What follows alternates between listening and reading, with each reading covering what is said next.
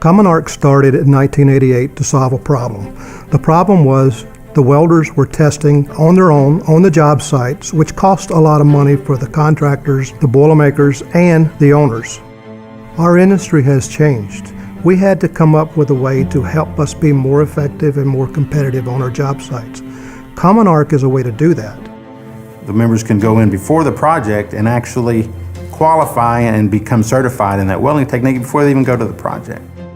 Now, rather than testing each individual welder on site that you would have to pay those welders, we can now do that at one time at one simultaneous testing facility to qualify all of these welders to go to work, and they're ready to go to work immediately when they show up to the job site.